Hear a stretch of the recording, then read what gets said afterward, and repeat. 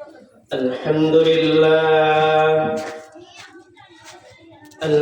لله وكفى وسلام على عباده الذين اصطفى أما بعد فأعوذ بالله من الشيطان الرجيم بسم الله الرحمن الرحيم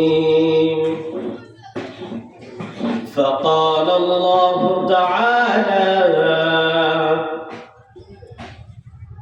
قل هو الله أحد الله الصمد لم يلد ولم يولد ولم يكن له كفوا أحد صدق الله العظيم ফারিহা সুলতানা কওমিয়া মহিলা মাদ্রাসার বাৎসরিক ওয়াজ মাহফিলে সকল ছাত্রী এবং গ্রামবাসী, পদ্মার আড়ালের মা ও বোনেরা এবং যারা শ্রবণ প্রিয়, তাদের সকলকে আমি জানাই আসসালামু আলাইকুম ওয়া রাহমাতুল্লাহি ওয়া বারাকাতুহু। প্রিয় মুহতারাম হাজিরিন, দোস্ত বুজুর্গ, আল্লাহ পাক রব্বুল আলামিন আমাকে আপনাকে এই দুনিয়ার বুকে পাঠিয়েছেন। মহান আল্লাহ পাক রব্বুল আলামিন তার ইবাদত বন্দেগী করার জন্য। তো আমরা সেই মহান আল্লাহ পাক রব্বুল আলামিনের ইবাদত বন্দেগীর উদ্দেশ্যে আমরা সকলেই যারা এখন এই ফারিহা সুলতানা কওমিয়া মহিলা মাদ্রাসায় এই জান্নাতি বাগিচায় এখনো যারা আসতে পারছি, আল্লাহ পাক রব্বুল আলামিনের কাছে তারা শুকরিয়া জ্ঞাপন করি, আলহামদুলিল্লাহ। এবং যারা আসতে পারেনি তারা অতি দ্রুত চলে আসে। আমি আপনাদের সামনে খুবই ছোট্ট একটি সূরা পাঠ করেছি। আল্লাহ পাক রব্বুল আলামিন চাহে তো এই সূরা থেকে কিছু আলোচনা করার চেষ্টা করব এবং আমাদের সামনেই একটা মাস আসতেছে, জানুয়ারি মাস। এই জানুয়ারি মাস সম্পর্কে কিছু আলোচনা করার চেষ্টা করব ইনশাআল্লাহ তাআলা। দেখেন, আমরা পৃথিবীর বুকে আসছি মহান আল্লাহ পাক রব্বুল আলামিন হযরত আদম আলাইহিস সালাতু ওয়াসসালাম থেকে নিয়ে হযরত মুহাম্মদ মুস্তাফা সাল্লাল্লাহু আলাইহি ওয়াসাল্লাম পর্যন্ত যত নবী রাসূল পাঠিয়েছেন, যত উম্মত পাঠিয়েছেন, সকলের ভিতরে সর্বশ্রেষ্ঠ নবী হচ্ছে আমার আপনার নবী হযরত মুহাম্মদ মুস্তাফা সাল্লাল্লাহু আলাইহি ওয়াসাল্লাম। তো আমার আপনার নবী সেই যুগে যখন দাওয়াতি কাজ করতেন, আমরা তো ধরেই ঘরে ঘরে যেমন মার পেট থেকে পড়েই ইসলাম ধর্ম পাইছি। আর যারা সেই যুগে পায়নি বা এখনো যারা পাচ্ছে না, তাদেরকে দাওয়াত দিয়ে দিয়ে এখনো এবং পূর্বেও দাওয়াত দিয়ে দিয়ে ইসলামের বুকে আনা হয়েছে। তখনের দাওয়াত আর এখনের দাওয়াত অনেক ডিফারেন্ট, অনেক পার্থক্য। মহান আল্লাহ পাক রব্বুল আলামিনের সেই দ্বীনের দাওয়াত দেওয়ার জন্য নবী করিম সাল্লাল্লাহু আলাইহি ওয়াসাল্লাম মানুষের দ্বারে দ্বারে যাইতেন, এখন উলামা ইকরাম যাইতেছেন। তো একদিন সকালবেলা নবী করিম সাল্লাল্লাহু আলাইহি ওয়াসাল্লাম এরকম যাইতেছিলেন পথ দিয়ে। তো কিছু কাফের মুশরিক বেদুইন লোকরা নবী করিম সাল্লাল্লাহু আলাইহি ওয়াসাল্লামকে বললেন যে আপনার সাথে আমাদের কিছু কথা ছিল। তো পর্যায়ক্রমে কোনো এক সময় নবী করিম সাল্লাল্লাহু আলাইহি ওয়াসাল্লামের কাছে তারা বসলেন। বসার পরে বলতেছেন, ইয়া নবী, আপনার সাথে কিছু কথা আছে আমাদের। কি বললো? নবী, আপনার সাথে আমাদের কিছু কথা আছে। তারা তো এইভাবে ভালো করে কথা বলে নাই আমার আপনার নবীর সাথে। তারা ছিল কাফের, বেদুইন। তো তাদের কথার টোন আর আমাদের কথার টোন কি হবে? আমার আপনার নবী, মায়ার নবী, দয়ার নবী, আহা কি নবী! তো নবী করিম সাল্লাল্লাহু আলাইহি ওয়াসাল্লাম তিনি তো ছিলেন মায়ার নবী, দয়ার নবী রে বাবা। মায়ার নবী, দয়ার নবী বললেন, বলো কি বলবা তোমরা? তখন তারা বলল, ইয়া নবী, আপনি তো অনেক সম্ভ্রান্ত পরিবারের ছেলে। নবী করিম সাল্লাল্লাহু আলাইহি ওয়াসাল্লাম বললেন, বলো কি বলবা? তো তারা এই কথা বলার পর বলতেছে যে আপনার তো একটি বংশ পরিচয় আছে, এরকম আল্লাহ পাক রব্বুল আলামিনেরও কি বংশ পরিচয় আছে? আপনি কোন আল্লাহর ইবাদত করেন, কোন খোদার ইবাদত করেন? তখন নবী হযরত মুহাম্মদ মুস্তাফা সাল্লাল্লাহু আলাইহি ওয়াসাল্লাম তিনি তো কিছু বানাই বলেন না, তিনার কাছে ওহী আসলেন। এই ওহীকে নিয়ে আসলেন, ফেরেশতা নিয়ে আসলেন হযরত জিবরিল আলাইহিস সালাতু ওয়াস সালাম। আল্লাহ পাক রব্বুল আলামিন হযরত মুহাম্মদ মুস্তাফা সাল্লাল্লাহু আলাইহি ওয়াসাল্লাম তার কাছে তাদের প্রশ্নের উত্তর হিসেবে পাঠিয়ে দিলেন। কি পাঠাইলেন? কুল হুয়াল্লাহু আহাদ। হযরত জিবরাইল আলাইহিস সালাতু ওয়াস সালাম এসে বলতেছেন, কুল, হে নবী আপনি বলে দিন, হুয়াল্লাহু আহাদ, আল্লাহ একমাত্র, এক, অদ্বিতীয়, তার কোনো শরীক নাই। প্রথম আয়াতের ভিতর আল্লাহ পাক রব্বুল আলামিন আমার আপনার নবীকে এই শিক্ষা দিতেছেন এটা বলার জন্য। তো তখন হযরত মুহাম্মদ মুস্তাফা সাল্লাল্লাহু আলাইহি ওয়াসাল্লাম তাদেরকে এইটা বললেন। কি বলে বললেন? আল্লাহ এক এবং অদ্বিতীয়, তার কোনো শরীক নাই। তো এইটা একটু ভালোভাবে বুঝতে হইলে আমাদের একটু গভীরে যাইতে হবে। কিরম গভীরে যাইতে হবে? দেখা যায় আমরা যদি কেউ গোসল করতে নামি, জামা কাপড় হাত পাও ধুইতে নামি, পানির উপরতে যদি হালকা হালকা চুন বুলায় হাত পাও ধুই বা গোসল করি, তাই কিন্তু গোসল হয় না ঠিকভাবে, গা গতর ভেজে না। তাই যদি গা গতর ভিজাইতে হয় ভালোভাবে একটু গভীর পানিতে যাইতে হয়। তো আমাদেরকে গভীর পানিতে যাইতে হবে। সেই যুগে যদি কাফের মুশরিক থেকে থাকে, তাহলে এই যুগেও কাফের মুশরিক এখনো এই দুনিয়ার বুকে আছে, বাঁচতেছে, তারা চলতেছে ফিরতেছে। এবং সেই জামানার মতো এখনো পর্যন্ত সেই কাফের মুশরিকরা এখনো পর্যন্ত এমন এমন কিছু প্রশ্ন করে, এমন এমন কিছু কথা বলে, যেগুলো বলার দ্বারা যদি আমাদের মতো কোনো মুসলমান বলে তাহলে তার ঈমান থাকবে না, ঈমান চলে যাবে, সে কাফের হয়ে যাবে। কেউ যদি মানে যে আল্লাহ পাক রব্বুল আলামিন এক, তাহলে আল্লাহ পাক রব্বুল আলামিন যে ধর্ম দিয়েছে সেই ধর্ম অনুসরণ হবে, অবলম্বন হবে। আর কেউ যদি মানে যে আল্লাহ পাক রব্বুল আলামিন এক না, অদ্বিতীয়, তার আরো শরীক আছে, তাহলে সে কখনো না, কোশ্চিন কালেও না মুসলমান ধর্ম, ইসলাম ধর্ম, এই ধর্মে থাকতে পারবে। সে সঙ্গে সঙ্গে কাফের হয়ে যাবে, মুশরিক হয়ে যাবে, মুনাফিক হয়ে যাবে। তো মুনাফিক কাদেরকে বলে, মুশরিক কাদেরকে বলে? যারা এক খোদা মানে না, এক আল্লাহ পাক রব্বুল আলামিনকে মানে না, আল্লাহ পাক রব্বুল আলামিনকে এক খোদা হিসেবে স্বীকার করে না। তারা বলে একটা, মুখে করে আরেকটা। কেমন? তাদেরকে কি বলে? মুনাফিক বলে। মুনাফিক হচ্ছে মুখে বলবে একটা, করবে একটা।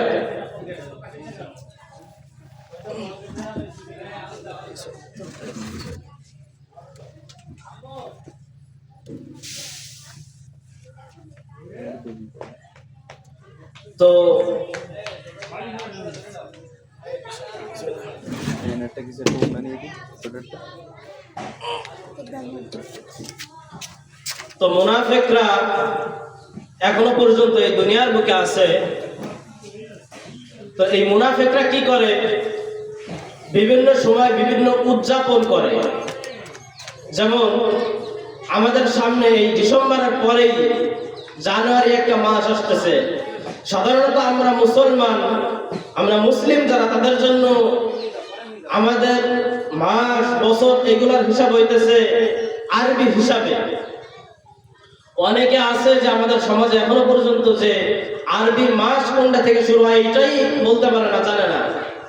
অথচ যখন ইংরেজি মাস আসে, ইংরেজি বছর, তাদের নিয়মে, আমাদের নিয়মে না, তাদের নিয়মে যখন ঘোরে, তখন দেখা যায় আমাদের বিভিন্ন জায়গায় মুসলমানের বাচ্চারাই, মুসলমানের ছেলেমেয়েরাই তাদের মতো এই উদযাপন পালন করতে থাকে। কি উদযাপন পালন করে তারা? দেখেন, আমরা প্রথম আয়াতের দিকে লক্ষ্য করলে দেখতে পারি যে বলা হয়েছে আল্লাহ পাক রব্বুল আলামিন এক বা দ্বিতীয়, তার কোনো শরীক নাই। তো তারা করে কি যে এক দেবতা আছে তাদের রোমান পারস্যে দেবতা আছে, দেবতার নাম হচ্ছে জানুস। জানুস দেবতা, এই জানুস দেবতা দেবদেবীরা তারা পূজা করে। তো কেমন সেই দেবদেবী, এই জানুস দেখতে কেমন, তারা কিভাবে পূজা করে? এই জানুস হচ্ছে এমন একটা মানে মূর্তি, তার দুই মুখ দুই দিকে, আর সামনে এক মুখ পিছনে এক মুখ।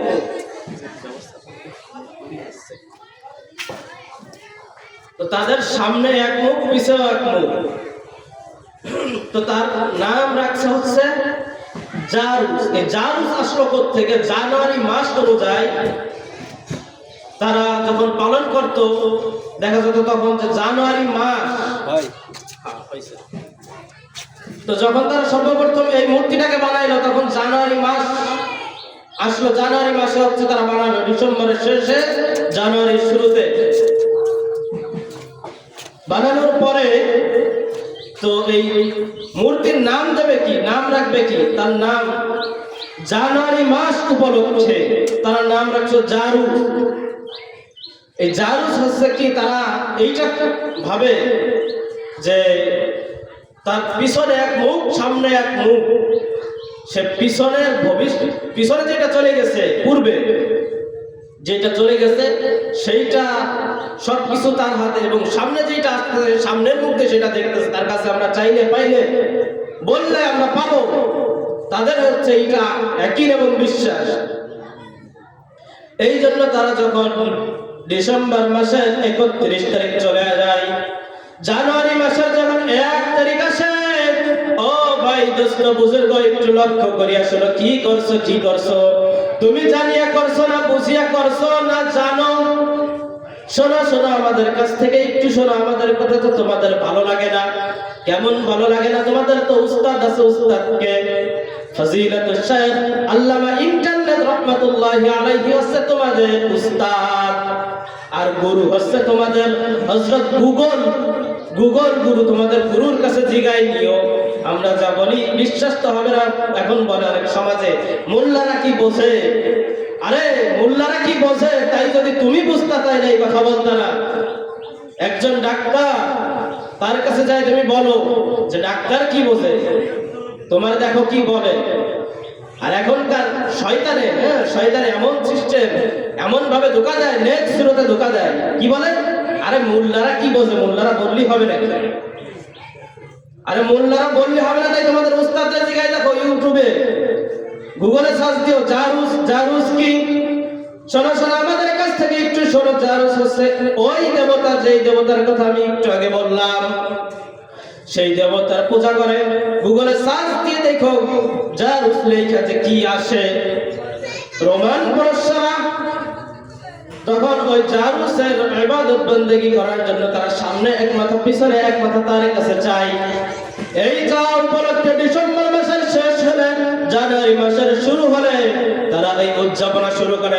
পিছে যেটা চলে গেছে আমাদের উস্তাদ, ওদের উস্তাদ কারা? ওদের উস্তাদ হইতেছে সেই জারুসের কাছে চাইলে, তার সামনে আনন্দ উদযাপনা করলে, উল্লাস করলে, আতশবাজি ফুটাইলে, তখন আমরা তার কাছে যা যাবো যা বলবো এইগুলা তার কাছে বললে সে আমাদের সবকিছু শুনবে, আমাদেরকে দেবে। তো তারা এইটা মনে করে সেই জারুসের উপলক্ষে এই জানুয়ারি মাসের শুরুতে, জানুয়ারি মাসের 1 তারিখে উদযাপনা করে। অথচ আমাদের এই সমাজে বর্তমান মুসলমানের সন্তানাদিরা কি করে, যখন জানুয়ারি মাস আসে দেখা যায় ফোন দেয় বান্ধবী, ও বান্ধবী আজকে তো জানুয়ারি মাসের 1 তারিখ আসবে রে, কি রে অমুক সময় অমুক রাত্রে অমুক সময় জানুয়ারি মাসের 1 তারিখে আমরা দেখা করবো অমুক জায়গায়। জিনার গুনাহ, কথা বলাও যেই গুনাহ, চোখে দেখাও সেই গুনাহ, কল্পনা করাও সেই গুনাহ। অথচ আমরা মুসলমানের বাচ্চা হয়ে সেই গুনাহ তো করতেছেই, সাথে এমন ভাবে এমন গুনাহ করতেছে যেটা হচ্ছে খ্রিস্টানদের ধর্ম, মুনাফিকদের ধর্ম। এই ধর্ম আমাদের না, আমাদের জন্য যেই ধর্ম সেইটা পালন বাদ দিয়ে অথচ আমরা সেই কাফের মুশরিক খ্রিস্টানের বাচ্চারা যেইগুলা জন্ম দিয়েছে, যেইগুলা তারা উদযাপনা করে, আমরা সেইগুলা করতেছি। হায় আফসোস, হায় আফসোস। তো তারা উদযাপনা করে। তো আমার একটা প্রশ্ন, যে তারা যেহেতু উদযাপনা করে, তাই ডিসেম্বরে যখন শেষ হয় সাধারণত আমাদের কিছু শখের জিনিস বা দেখা যায় যে আমরা কিছু পাবো, পাওয়ার আগে উল্লাস করি যখন, কিন্তু যখন পাই না, যখন চলে যায়, তখন আমরা কান্না করি। তো প্রশ্ন হচ্ছে কি, যে যখন ডিসেম্বর মাস শেষ হয়ে যায়, শেষ হয়ে গেলি তখন কান্না করার কথা না, তখন কান্না করে না। কান্না না করে তারা কি করে প্রস্তুত হয়? জানুয়ারি মাসের জন্য, জানুয়ারি মাস আসতেছে সামনে, স্ট্যাটাস দেয় ফেসবুকে, এই যে আসতেছে 2026 সাল, পিছিয়ে আমার যা হয়েছে হয়ে গেছে, সামনে থেকে আমি এমন চলবো, তেমন চলবো, অমুক চলবো, তমুক চলবো। অথচ আমাদের হচ্ছে আরবি মাস অনুযায়ী চলার কথা ছিল, আর সেটাই চলতে হবে কিয়ামত পর্যন্ত, এইটাই নিয়ম থাকবে ইনশাআল্লাহ তাআলা। তো তারা এইভাবে পালন করে, পালন করা অবস্থায় উদযাপন করে। ইউরোপে একটা ভার্সিটি আছে, হিলাকন ভার্সিটি, ভার্সিটিটার নাম। তো সেই ভার্সিটিতে তারা এরকম একটা মূর্তি রেডি করে রাখছে, যে ওইখানে তো সব খ্রিস্টানের বাচ্চারা। তো তারা এসে এসে ওইখানে যারা পিছে দেখা যায় যে কোনো পাপ কাজ করে ফেলছে, তাদের মত অনুযায়ী, যে হায় আমার এটা করা ঠিক হয়নি, তাদের মত অনুযায়ী, তখন তারা এসে পিছে মাপ চায়, সামনে যে তাকে ভালো কামনা করে। কি ভালো কামনা করে? যে সামনে যাতে আমার এই হয়, গাড়ি হয়, বাড়ি হয়, অমুক হয়, তমুক হয়, এইগুলো নিয়ত করে। হায় আফসোস, আমরা এইগুলা না জানার শর্তে আমরা পালন করি এখন কি জানো, জানুয়ারি মাস। এটা তো খ্রিস্টানদের ধর্ম, খ্রিস্টানদের প্রচলন, অথচ আমরা এটা না জানি, না শুনে খ্রিস্টানদের মতো লাফাইতেছি, উদযাপনা করতেছি মুখে লেখে 2026 সাল। গাধার বাচ্চা যদি জানতো যে আমাদের কিভাবে চলা উচিত, তাইলে এগুলা করতো না। পর্দা ছাড়া ব্যবহার মতো রাস্তায় ধীরে ধীরে হেঁটে যায়। হা হা, কি আফসোস। অথচ আল্লাহ পাক রব্বুল আলামিন দেখেন, হযরত আদম আলাইহিস সালাতু ওয়াস সালাম এই পর্যন্ত যত নবী রাসূল আসছেন, তার ভিতরে যত মানব জাতি আসছেন, তার ভিতরে সর্বপ্রথম হযরত আদম আলাইহিস সালাতু ওয়াস সালাম। হযরত আদম আলাইহিস সালাতু ওয়াস সালাম তিনি মহাজ্ঞানী ছিলেন, মহাজ্ঞানী ছিলেন। হযরত আদম আলাইহিস সালাতু ওয়াস সালাম তার উত্তরসূরি ধরে আমাদেরকে চলতে হবে। কেমন চলতে হবে? যেমন আদম আলাইহিস সালাতু ওয়াস সালাম থেকে নিয়ে নবী করিম সাল্লাল্লাহু আলাইহি ওয়াসাল্লাম পর্যন্ত চলছেন, এবং তারা যেভাবে বলছেন, এবং বর্তমানে যেরকম বলা হইতেছে, উলামায়ে কেরাম যেরকম বলতেছে, নবী করিম সাল্লাল্লাহু আলাইহি ওয়াসাল্লাম বলেন, আল উলামা ওয়ারাসাতুল আম্বিয়া, উলামায়ে কেরাম হইতেছে নবীগণের ওয়ারিস। তো এখন নবীগণ নাই, সেই সুবাদে উলামায়ে কেরাম তারা তারা যাইয়া আপনাদেরকে বোঝাইতেছে। কি বোঝাইতেছে সেটা আপনারাও খুব ভালো করে জানেন। কি বুঝাইতেছে, দেখা যায় যে খ্রিস্টানের ধর্ম, হিন্দুর ধর্ম, তাদের ধর্ম, যারা নরপিশাচ, তাদের ধর্ম অনুসারে তারা যে পালন করে, আমরা সেগুলো পালন করি। অথচ আল্লাহ পাক রব্বুল আলামিন আমাকে সহ আপনাদের সকলকে যারা মুসলমান, তাদের জন্য আল্লাহ পাক রব্বুল আলামিন দুইখানা ঈদ নির্ধারণ করিয়াছেন। সেই ঈদের সময় দেখা যায় আমাদের কিছু কপাল পোড়া, ভাগ্য পোড়া মুসলমান, বলতেও কষ্ট লাগে, ঈদের নামাজটাও পর্যন্ত পড়ে না। আল্লাহ পাক রব্বুল আলামিন আমার আপনার পর 5 ওয়াক্ত নামাজ ফরজ করিয়াছেন। আল্লাহ পাক রব্বুল আলামিন আমার আপনার পর 5 ওয়াক্ত নামাজ ফরজ করিয়াছেন। মহান আল্লাহ পাক রব্বুল আলামিনের কাছে আমার আপনার নবী হযরত মুহাম্মদ মুস্তাফা সাল্লাল্লাহু আলাইহি ওয়াসাল্লাম যখন মিরাজে গেলেন, মিরাজে যাওয়ার পর হযরত মুহাম্মদ মুস্তাফা সাল্লাল্লাহু আলাইহি ওয়াসাল্লামকে 50 ওয়াক্ত নামাজ হাদিয়া দিলেন।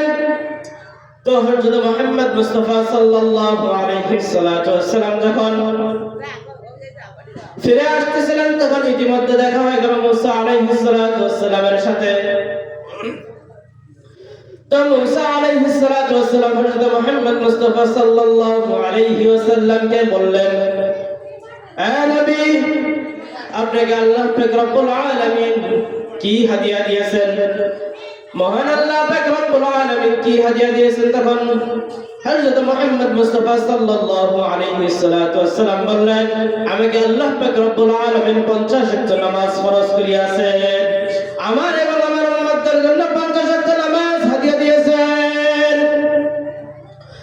তো হযরত মুসা আলাইহিস সালাতু ওয়াস সালাম আমার আপনার নবীকে বলতেছেন, ইয়া নবী, আপনি আমার কথাটা শুনুন, কথাটা শুনুন। আমার উম্মত ছিল, আমার পর্যন্ত আমার উম্মত ছিল সবথেকে গেটি বেকা, ঘাড় বেকা, তেড়া আজাদ। যাকে আমি বুঝতাম লা ইলাহা ইল্লাল্লাহ মুসা কালিমুল্লাহ, আর ওরা যত উল্টে ফেলা। হযরত মুসা আলাইহিস সালাতু ওয়াস সালামের যুগে হযরত মুসা আলাইহিস সালাতু ওয়াস সালামের যে উম্মতরা ছিলেন, তারা ছিলেন অত্যন্ত গেটি বেকা, ঘাড় বেকা। কেমন ঘাড় বেকা ছোট্ট একটু বলি বুঝতে পারবেন।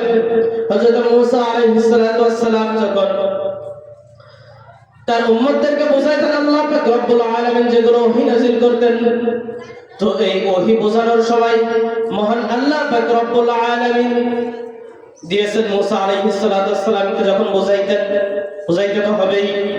যখন বোঝানোর সময় হযরত মুসা আলাইহিস সালাতু ওয়াস সালামের উম্মতরা বলতো, ও মুসা, এডি এমন হলো কে? মুসা আলাইহিস সালাম তার উম্মতরা বলতো, এডি এমন হলো কে? এডি এমন না, এমন হতে পারতো না। মুসা আলাইহিস সালাতু ওয়াস সালাম আল্লাহ পাক রব্বুল আলামিনের কাছে, আল্লাহ পাক রব্বুল আলামিন তো সবকিছু দেখতেছেন, দেখবেন এবং পূর্বে দেখছেন ও সামনে দেখে যাবেন।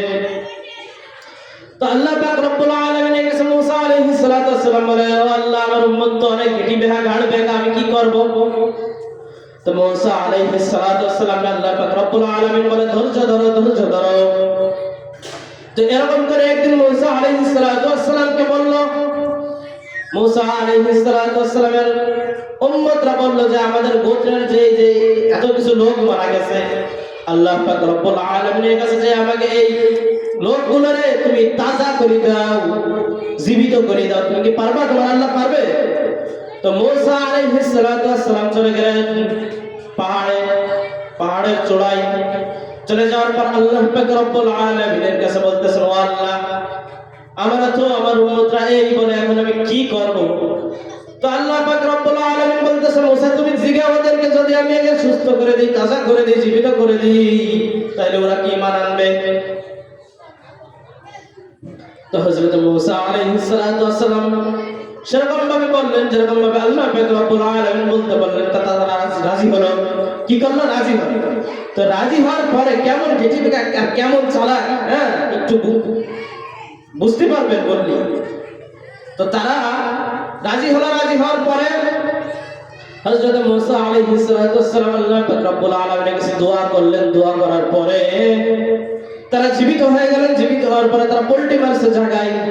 এখন যেরকম পোল্ট্রি মারি না আমরা, তারাও পোল্ট্রি মারতো, তারা কঠিন ভাবে পোল্ট্রি মারতো, তারাও পোল্ট্রি মারছে। মুসা, এখন আমরা ঈমান আনবো না, তুমি কি আর বারো, তোমার আল্লাহ কি পারে ওরু? এই বলার পর আল্লাহ পাক রব্বুল আলামিনের কাছে মুসা আলাইহিস সালাতু ওয়াস সালাম আবার দোয়া করলেন। দোয়া করে এমন বদদোয়া দেশে আল্লাহ পাক রব্বুল আলামিন ওই 40 জন আরো সবগুলো মেরে দিয়েছে। ওই 40 জন মেরে দিয়েছে, সাথে হয়তো আরো কিছু মারা গেছে। তো এরকম গেটি বেকা ছিল মুসা আলাইহিস সালাতু ওয়াস সালামের উম্মতরা। তখন হযরত মুসা আলাইহিস সালাতু ওয়াস সালামের কথা অনুযায়ী আমার আপনার নবী হযরত মুহাম্মদ মুস্তাফা, যেই পর্যন্ত বলেছিলাম, হযরত মুহাম্মদ মুস্তাফা সাল্লাল্লাহু আলাইহি ওয়াসাল্লাম আল্লাহ পাক রব্বুল আলামিনের কাছে গেলেন, যে বললেন, ও আল্লাহ, আমার উম্মতরা তো এই 50 ওয়াক্ত নামাজ আদায় করতে পারবে না রে, তারপর তো আমি বড় ধরা খাই যাব আমার উম্মতকে নিয়ে। দুনিয়ার বুকে দেখা যায় মা বাপ, আত্মীয় স্বজন, অনেকে অনেকের জন্য পরাণ পড়ে। তো আমরা হচ্ছে হযরত মুহাম্মদ মুস্তাফা সাল্লাল্লাহু আলাইহি ওয়াসাল্লামের উম্মত। তো তার আমাদের জন্য যতটুকু কোরআন পড়ে এখনো পর্যন্ত আমার আপনার জন্য এই উম্মতের জন্য হযরত মুহাম্মদ মুস্তাফা সাল্লাল্লাহু আলাইহি ওয়াসাল্লাম যতটুকু কোরআন পড়ায় কবরের ভিতরে শুয়ে থাকিও আমার আপনার তা পড়ে না। আমি আপনি সেটা কল্পনা করতে পারি না। হযরত মুহাম্মদ মুস্তাফা সাল্লাল্লাহু আলাইহি ওয়াসাল্লাম 23টা বছর তো কাঁদছেনই শুধু। আল্লাহ পাক রব্বুল আলামিন নবুয়তের যে সিলমোহর হযরত মুহাম্মদ মুস্তাফা সাল্লাল্লাহু আলাইহি ওয়াসাল্লামকে পিঠে লাগায় দিলেন। তার আগ থেকে তো কাঁদছেনই, তারপরে যে কথা কাঁদছেন 23টা বছর, হায় আল্লাহ কল্পনা করতাম গা যেন ঘামায় ওঠে আমরা কি করছি। তো হযরত মুহাম্মদ মুস্তাফা সাল্লাল্লাহু আলাইহি ওয়াসাল্লাম আল্লাহ পাক রব্বুল আলামিনের কাছে গেলেন, যে বললেন আল্লাহ আমার উম্মত তো 50 ওয়াক্ত নামাজ আদায় করতে পারবে না।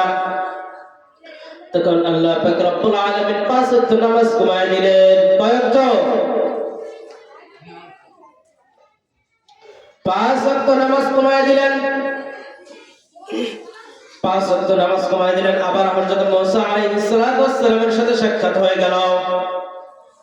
হযরত মুসা আলাইহিস সালাতু ওয়াস সালাম বললেন, কি খবর, কি করছে আল্লাহ পাক রব্বুল আলামিন? আল্লাহ পাক রব্বুল আলামিন তোমাকে এবার কি দিয়েছে? হযরত মুহাম্মদ মুস্তাফা সাল্লাল্লাহু আলাইহি ওয়াসাল্লাম বললেন 5 ওয়াক্ত নামাজ কমায় দিয়েছে। হযরত মুসা আলাইহিস সালাতু ওয়াস সালাম বললেন, এই 45 ওয়াক্ত নামাজ তোমার উম্মত পড়তে পারবে না নবী। তো আবার গেলেন, পুনরায় আবার গেলেন, যার পর আবার 5 ওয়াক্ত কমায় দিলেন। এরপর আবার আসলেন, আবার গেলেন, আবার আসলেন, আবার গেলেন। এইভাবে যাইতে যাইতে যা আশা করতে করতে হযরত মুহাম্মদ মুস্তাফা সাল্লাল্লাহু আলাইহি ওয়াসাল্লাম যখন 5 ওয়াক্ত নামাজে আসলেন, হযরত মুহাম্মদ মুস্তাফা সাল্লাল্লাহু আলাইহি ওয়াসাল্লামকে যখন মুসা আলাইহিস সালাতু ওয়াস সালাম বললেন এবার কয়েকটা, তখন হযরত মুহাম্মদ মুস্তাফা সাল্লাল্লাহু আলাইহি ওয়াসাল্লাম বললেন, প্যারা নবী বললেন, মায়ার নবী, দয়ার নবী, তিনি বললেন 5 ওয়াক্ত নামাজ এখনো পর্যন্ত আল্লাহ পাক রব্বুল আলামিন ফরজ করিয়ে দিয়েছেন। তো হযরত মুহাম্মদ মুস্তাফা সাল্লাল্লাহু আলাইহি ওয়াসাল্লামকে আবার বললেন, মুসা আলাইহিস সালাতু ওয়াস সালাম এই 5 ওয়াক্ত নামাজও আদায় করতে পারবে না।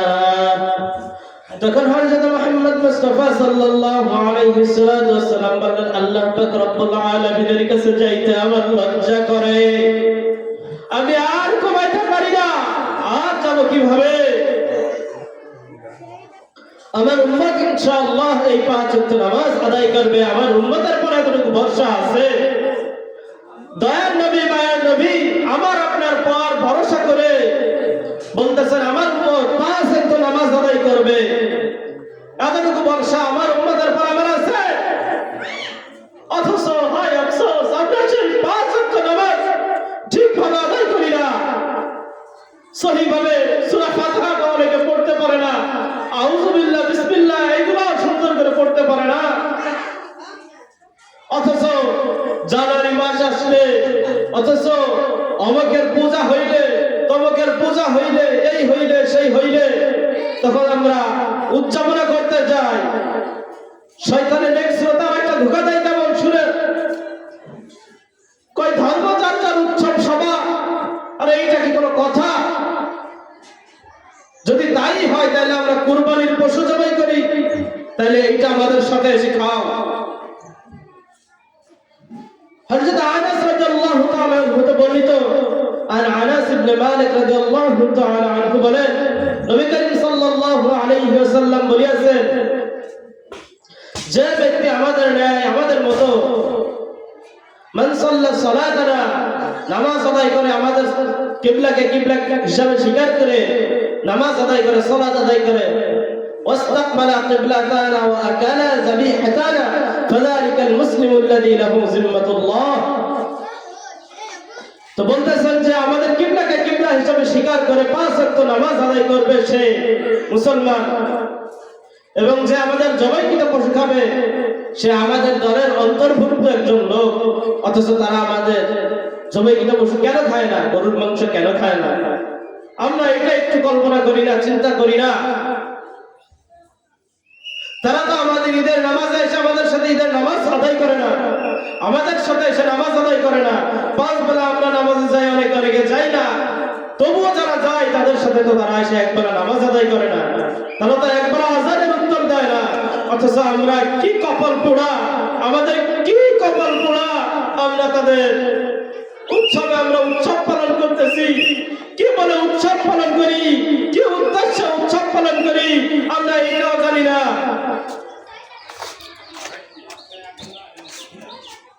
এইটা তোমার জন্য না। এই মুসলমান, তুমি কি বোঝো না? তুমি কি মুনাফিকের বাচ্চা নাকি? তুমি কি বোঝো না এইটা খ্রিস্টানদের ধর্ম, এইটা মুনাফিকদের ধর্ম, এইটা কাফেরদের ধর্ম, এইটা বেদঈনদের ধর্ম? আফসোস লাগে, আমরা জানি যে আমাদের যে নিয়ম রীতিনীতি আমাদেরকে চলতে হবে, আল্লাহ পাক রব্বুল আলামিন যেভাবে বলছে আমাদের জন্য নির্ধারণ করা হয়েছে আরবি মাস। আরবি মাসের ভিতরে আমাদের গুরুত্বপূর্ণ একটা মাস রমজানুল মুবারক। রমজান মাসে রোজা রাখার জন্য বলছে নবী করিম সাল্লাল্লাহু আলাইহি ওয়াসাল্লাম। আরেকটা হাদিসে বলেন রমজান মাস হচ্ছে মুমিনদের জন্য, মুসলমানদের জন্য একটা আনন্দের উল্লাসের মাস। অথচ আমরা এই আনন্দ উল্লাস বাদ দিয়ে আমরা জানুয়ারি মাসকে আনন্দ উল্লাস করি।